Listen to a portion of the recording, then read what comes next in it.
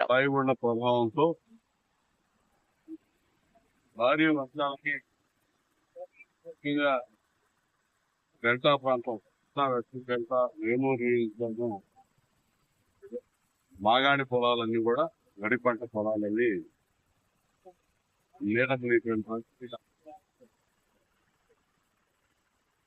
నెల రోజుల క్రితం ఇదే ప్రాంతంలో లంక గ్రామాల్లో వచ్చినటువంటి వరదల వల్ల పూర్తిగా మెట్ట ప్రాంత రైతులు ఉద్యానవన పంటల రైతులందరూ కూడా నష్టపోయారు. ఇప్పుడు ఈ అకాల వర్షాలు ఈ హెవీ రైన్స్ వల్ల నాగాయన రైతులు కూడా చాలా ఇబ్బంది పడతా ఉన్నారు. బిక్కుబిక్కుమంటా ఉన్నారు నిన్నటి నుంచి ఈ వర్షాలు హెవీ రైన్స్ వల్ల. ప్రభుత్వం మరి నిన్నటి నుంచి కూడా అప్రమత్తమయ్యి అధికార యంత్రాంగం యావత్తు కూడా అక్కడికక్కడ మానిటర్ చేస్తా ఉన్నారు.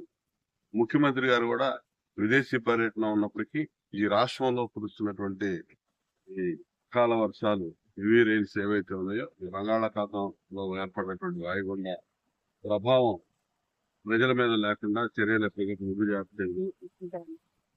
ఈరోజు ఇక్కడ వరి పంట అంతా కూడా నీడమైపోయింది. ఈ విధంగా ఎక్కడెక్కడ ఉందో కూడా ఈ 5 మండలాల్లో దాదాపు 96,000 ఎకరాలు వరి సాగుకు సంబంధించి ఈ ఒక్క నియోజకవర్గంలోనే సాగుబడిలో ఉంది.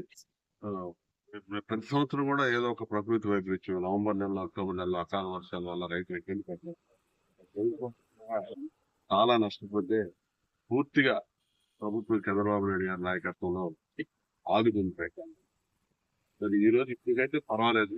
ఏదైనా సరే ఏ ఇబ్బంది వచ్చినా కూడా విపత్తుల నుంచి ఎదుర్కోవడానికి ధైర్యాన్ని ఇవ్వడానికి రైతులు అదే ప్రభుత్వం ఖచ్చితంగా ప్రభుత్వం ఎటువంటి ఎదుర్కోవడానికి తెలియజేస్తున్నాను.